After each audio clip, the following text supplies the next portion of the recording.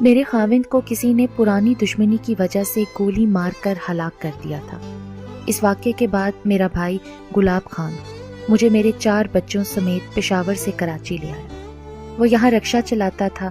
قبائلی دشمنی کی وجہ سے اس نے یہی بہتر جانا کہ اپنا علاقہ چھوڑ کر دوبارہ کراچی جیسے غریب پرور شہر میں قسمت آزمائی کی جائے۔ اس کی شادی نہ ہوئی تھی، مگر اپنی شادی کا خیال ترک کر کے اس کو اب میرے بچے پالنے کی فکر لاحق ہو گئی تھی۔ ہم تباہ حال اور خالی ہاتھ آئے تھے۔ ان دنوں مفلسی کے جال میں ہم پوری طرح جکڑے ہوئے تھے۔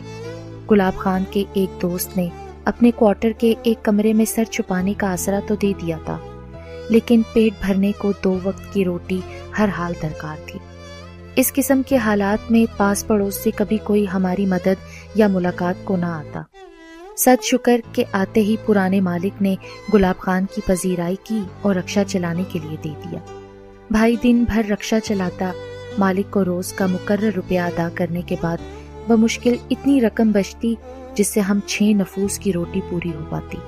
ایک دن بھائی صبح سویرے رکشہ چلانے کو گھر سے نکلا تو واپس نہ آیا۔ بہت پریشان تھی۔ شام 7 بجے وہ ہر حال میں روز کا راشن لے کر گھر آتا تھا، تبھی ہمارا کھانا پکتا تھا۔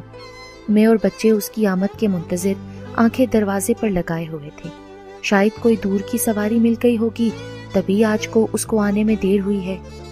ایسے ہی خیالوں سے دل کو رات تک بہلاتی رہی۔ بالآخر 3 دن بعد دستک ہوئی اور ایک اجنبی نے آ کر بتایا کہ گلاب خان کا ایکسیڈنٹ ہو گیا ہے۔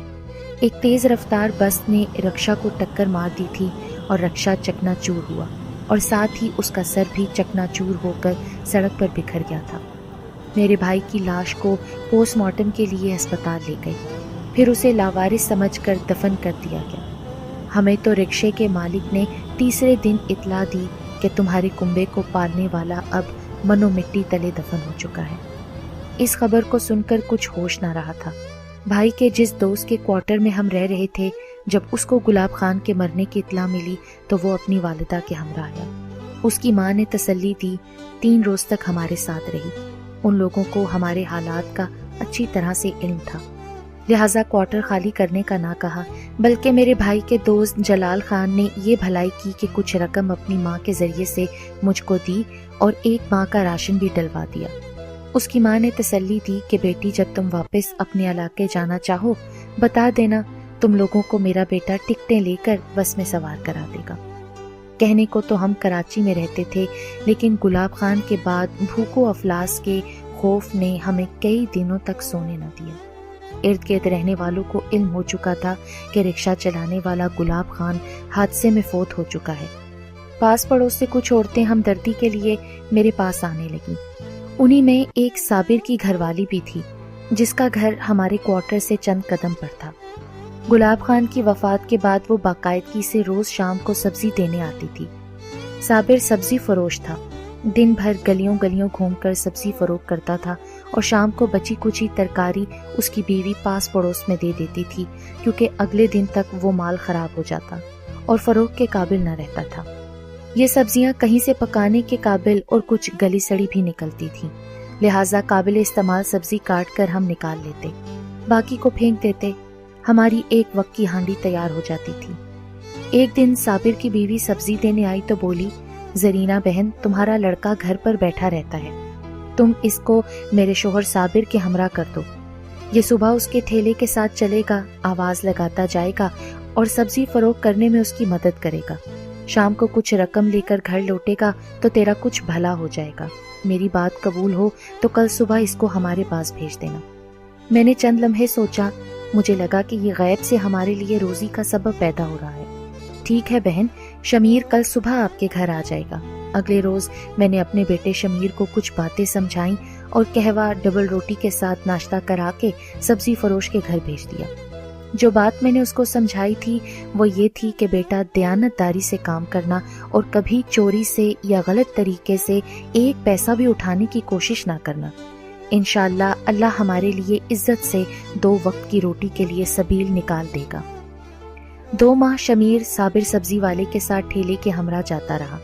شام کو سبزی اور کچھ روپے بھی وہ دیتا، جس سے زندگی کی کوئی نہ کوئی ضرورت پوری ہو جاتی تھی۔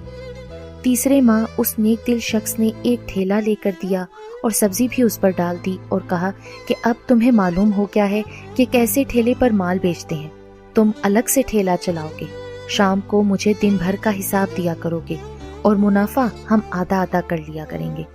اس طرح شمیر نے پہلی بار محنت مزدوری کی پرمشقت دنیا میں قدم رکھا۔ صابر کو منافع میں سے دے کر اتنا روپیہ بچ جاتا تھا کہ ہمارے گھر کا گزارا چل پڑا، سبزی بھی مفت مل جاتی تھی۔ یہ قلیل آمدنی ہمارے لیے بڑے سرمائے سے کم نہ تھی۔ زیادہ عیش و آرام کے تو خواب ہماری آنکھوں کی زینت نہ تھے۔ 2 وقت کی روٹی ایسی ضرورت تھی جس کے بغیر جینا ممکن نہ تھا۔ اس کا انتظام میرے رازق اللہ نے کر دیا تھا۔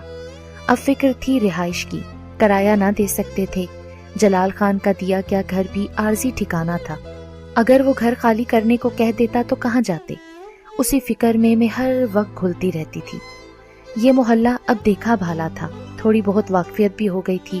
شمیر جن گلیوں میں پھیری لگاتا، قریب ہی وہاں کوٹھیوں کا سلسلہ تھا جہاں کے مکین اس سے سبزی خرید لیتے تھے۔ وہ ایک درخت کے نیچے ٹھیلا لگائے آواز لگاتا رہتا، قرب و جوار سے خریدار آ جاتے، اس کی روزانہ اچھی بکری ہو جاتی۔ ایک دن جبکہ وہ درخت تلے ٹھیلا لیے کھڑا تھا، ایک گاڑی وہاں آ کر رک گئی۔ ایک عورت کار سے اتر کر اس کے ٹھیلے کے پاس آ گئی، کچھ سبزی خریدی اور پیسے دے کر گاڑی میں جا بیٹھی۔ یہ ادھر رکھ دو، اس نے پچھلی سیٹ کی طرف اشارہ کیا۔ شمیر نے سبزی کا شاپر گاڑی میں رکھا تو عورت نے کار سٹارٹ کر دی اور اپنی منزل کی طرف روانہ ہو گئی۔ شام کا وقت تھا، تھوڑی سی سبزی رہ گئی تھی۔ میرا بیٹا گھر کی طرف چلنے کو تھا کہ اس کی نظر ریڑھی پر پڑے پرس پر پڑ گئی۔ وہ تو پریشان ہو گیا۔ کار والی خاتون پیسے ادا کرنے کے بعد پرس اس کے ٹھیلے پر ہی رکھ کر بھول گئی تھی۔ شمیر نے گھر لوٹنے کا ارادہ ترک کر دیا۔ اسے یقین تھا کہ کچھ آگے جا کر عورت کو اپنا پرس یاد آ جائے گا تو وہ ضرور واپس پلٹے گی۔ اگر اس کو درخت کے نیچے موجود نہ پایا تو وہ عورت بیچاری پریشان ہو جائے گی۔ مغرب سے رات ہو گئی، شمیر کا جی گھبرانے لگا۔ اب کیا کرے؟ مزید ٹھہرے یا گھر کو چل دے؟ اسے ہماری فکر بھی تھی۔ رات کو زیادہ دیر تک یہاں ٹھہرے رہنا بھی درست نہ تھا، مگر اس نے ہمت نہ ہاری اور اس عورت کے انتظار میں رکا رہا، یہاں تک کہ ارد گرد کی سبھی دکانیں بند ہو گئیں۔ رات کے 10 بجنے والے تھے۔ اس نے سوچا اب انتظار بیکار ہے، صبح آ کر پھر یہاں ٹھیلا لگا لوں گا، آج نہیں تو کل وہ عورت آ ہی جائے گی۔ جو ہی وہ چلنے کو ہوا، سڑک سے ایک کار آتی دکھائی دی۔ عورت کو اپنا پرس یاد آ گیا تھا، لیکن وہ اس یقین کے ساتھ نہیں آئی تھی کہ ٹھیلے والا اسے مل جائے گا۔ شمیر کا ٹھیلا دیکھ کر اس نے گاڑی روکی اور بولی، مجھے تو بالکل یقین نہ تھا کہ تم اس وقت یہاں موجود ملو گے۔ میں کیسے جا سکتا تھا میڈم، آپ کا پرس میرے ٹھیلے پر رہ گیا تھا، مجھے تو یقین تھا کہ آپ واپس لینے ضرور آئیں گی، آپ ہی کا انتظار کر رہا تھا۔ انتظار کرتے کرتے مغرب سے رات ہو گئی ہے، یہ لیجیے اپنی امانت۔ عورت حیرت سے اسے دیکھنے لگی۔ اس نے جلدی سے پرس کھول کر دیکھا، پھر کار میں بیٹھے شخص کو آواز دی، ادھر آؤ احسان، دیکھو یہ ہے وہ لڑکا جس کو ہم ڈھونڈ رہے تھے۔ دونوں نے نوٹوں کی گنتی کی، تمام چیزیں دیکھی، سب کچھ جوں کا توں موجود تھا۔ یہ غریب لڑکا کس قدر ایماندار ہے، مجھے تو یقین نہیں آ رہا۔ اس نے شمیر کی پھٹی آستینوں اور میلے کچیلے لباس پر نظر ڈالی۔ تمہیں خبر ہے اس میں کتنی نقدی اور زیور تھا؟ میں نے اسے کھول کر نہیں دیکھا میڈم، ٹھیلے کے نیچے رکھی بوری میں نے چھپا دیا تھا کہ کہیں کوئی اور نہ دیکھ لے۔ رات کا وقت ہے میڈم، یہ علاقہ بھی محفوظ نہیں ہے، میں بہت ڈر رہا تھا جی، اور اگر ہم ابھی نہ آتے تو؟ میں کل یہاں آ کر آپ کا انتظار کرتا میڈم جی۔ اچھا تو تم سبزی کیوں بیچتے ہو، پڑھتے کیوں نہیں ہو، جبکہ تمہاری عمر تو پڑھنے کی ہے؟ میرے والد فوت ہو چکے ہیں میڈم، 3 چھوٹے بہن بھائی ہیں اور بیوہ ماں ہے، میں ان کے لیے سبزی بیچتا ہوں۔ تو تمہارا کوئی رشتہ دار نہیں ہے؟ میرے ماموں تھے، رکشہ چلاتے تھے، وہ ایک ایکسیڈنٹ میں فوت ہو گئے ہیں۔ یہ ٹھیلا میرا نہیں ہے، کمیشن پر چلاتا ہوں۔ ٹھیلے کا مالک انتظار کر رہا ہوگا میڈم جی، اور میری ماں بھی میری رات تکری ہوگی، فکر مند ہوگی۔ میں اب چلتا ہوں میڈم جی۔ ٹھہرو بیٹا، اپنا انعام تو لیتے جاؤ۔ جی میں انعام نہیں لوں گا میڈم، پرس آپ کا تھا، آپ کو دے دیا، اس میں انعام لینے والی کون سی بات ہے؟ شمیر نے ٹھیلا آگے بڑھایا تو عورت نے اسے روکا۔ تم رہتے کہاں ہو یہ تو بتا دو۔ جی میں اگلے محلے کی ایک بستی میں، یہاں سے زیادہ دور نہیں ہے۔ تم اتنے غریب ہو، پرس لے کر تم نہیں بھاگے، انعام بھی نہیں لے رہے، وہ کیوں بھلا؟ ماں ایسا کہتی ہے میری ایماندار رہنا اور بغیر محنت کا ایک پیسہ نہ لینا۔ کیا تم مجھے اپنی ماں سے ملواؤ گے بیٹا؟ جی، آپ میرے پیچھے آئیے۔ شمیر ٹھیلا چلاتا بستی آ گیا۔ ان کی کار اس کے پیچھے دھیرے دھیرے ہمارے گھر تک آ گئی۔ خاتون مجھ سے ملی، میرا احوال جانا اور مجھے اپنے گھر میں بنے کوارٹر میں رہنے کی پیشکش کر دی۔ اس نے میرا احوال سن کر کہا کہ تم کسی کی عنایت سے اس جگہ سر چھپائے ہوئے ہو اور بچوں کا ساتھ ہے۔ وہ ضرور کسی دن اپنا مکان تم سے خالی کرنے کو کہے گا تو پھر تم کہاں جاؤ گی؟ میرے گھر کا کام سنبھال لو، مجھے تمہارے جیسی کسی ایماندار عورت کی ضرورت ہے۔ میں تمہارے بچوں کو اسکول داخل کروا دوں گی، تم کو اچھی تنخواہ ملے گی اور رہنے کا ٹھکانہ بھی۔ ٹھیک ہے بی بی، کل جلال بھائی کی والدہ کو بلا کر میں بات کرتی ہوں، آپ کو میرا بیٹا شمیر بتا دے گا۔ میں نے اگلے روز اپنے چھوٹے بیٹے کو بھائی جلال خان کے گھر بھیجا۔ ان کا گھر بھی پاس ہی تھا۔ ان کی امی آئیں تو تمام احوال میں نے ان کو بتا کر رائے لی۔ وہ بولی جلال خان ان لوگوں سے ملے گا، وہ ٹھیک لوگ ہوں گے تو تمہارا بھلا اسی میں ہے کہ تم ان کی کوٹھی میں رہائش اختیار کر لو اور اپنے بچوں کو پڑھا لو، ان کی زندگی بن جائے گی، ورنہ یہ بیچارے اس طرح بے آسرا رہیں گے۔ یہ کوارٹر بھی جلال خان کے بڑے بھائی کا ہے، وہ باہر گیا ہوا ہے، جب واپس آئے گا تو تمہارے لیے پھر اس وقت بڑا مسئلہ ہو جائے گا بیٹیا۔ جلال خان اماں کے احوال دینے کے بعد شمیر کے ساتھ ان لوگوں کے گھر گیا۔ صاحب اور ان کی بیگم سے ملا، اس کو اطمینان ہو گیا۔ اس نے مجھے یہی صلاح دی کہ بھابھی آپ یہ نوکری قبول کر لو، کیونکہ تمام عمر کوئی کسی کا ساتھ نہیں دیتا۔ آپ کے ہمراہ 4 بچے ہیں اور شمیر بھی زیادہ بڑا نہیں ہے، اس کا یوں گلیوں گلیوں پھر کر سودا بیچنا ٹھیک نہیں۔ کسی دن کسی پولیس نے یا کسی گنڈا ناصر نے اس کو تنگ کیا تو پھر آپ کیا کرو گی؟ آپ سیٹھ صاحب کے گھر رہو، ہم آپ کی خبرگیری کو آتے رہیں گے۔ جلال خان کی تسلی دلانے سے میں نے بیگم کی پیشکش مان لی اور ان کے گھر چلی گئی۔ وہ بہت اچھے لوگ تھے، بہت امیر کبیر تھے، ان کو روپے پیسے کی کوئی پرواہ نہ تھی اور نہ کوئی کمی، لیکن بیگم صاحبہ کا گھر سنبھالنے والی کوئی اچھی عورت ان کو میسر نہیں آ رہی تھی۔ ساس بوڑھی تھی جس کی دیکھ بھال بھی ان کے لیے ایک مسئلہ تھی۔ ان کو میری ضرورت تھی اور مجھے ان کی۔ انہوں نے میرے چھوٹے 3 بچوں کو اسکول میں داخل کروا دیا اور شمیر کو صاحب نے اپنے پاس رکھ لیا۔ وہ اس کو صبح اپنے آفس لے جاتے اور شام کو ساتھ لے آتے۔ اس طرح میرے بیٹے نے فیکٹری میں بہت سا کام سیکھ لیا۔ ہم 20 برس ان کے ساتھ رہے۔ بیگم کے 2 بچے تھے اور وہ معذور تھے، جن کو سنبھالنا جان جوکھم کا کام تھا۔ اب انہیں مجھ سے آرام تھا، مجھ پر اعتبار تھا، مجھے ان لوگوں سے بہت سہارا ملا تھا۔ انہوں نے حسن سلوک سے ہمیں رکھا، میرے بچوں کا خیال رکھتے تھے اور تینوں کو جہاں تک انہوں نے پڑھنا چاہا تعلیم دلوائی۔ افسوس کہ شمیر نہ پڑھ سکا، لیکن وہ دفتر کا اتنا کام سیکھ گیا کہ صاحب نے سارا کام اس کو سونپ دیا۔ اس کے لیے گھر پر استاد کا بھی انتظام کر دیا جس سے اس نے لکھنا پڑھنا سیکھا۔ اللہ تعالیٰ ہر انسان کو سبھی کچھ نہیں دے دیتا، بعض کو دولت سے نوازتا ہے تو وہ اولاد سے محروم کر دیے جاتے ہیں۔ صاحب کو اللہ نے ایک بیٹا اور ایک بیٹی سے نوازا تھا، مگر دونوں ذہنی معذور پیدا ہوئے۔ بیٹا تو 14 سال کا ہو کر چل بسا، لیکن بیٹی حیات تھی جس کو میں نے ماں بن کر پالا اور سنبھالا تھا۔ یہ لڑکی اب میرے بغیر ایک پل نہ رہتی تھی۔ صاحب اور بیگم صاحب نے اس بچی کے نام کافی روپے اور جائیداد رکھ چھوڑی تھی۔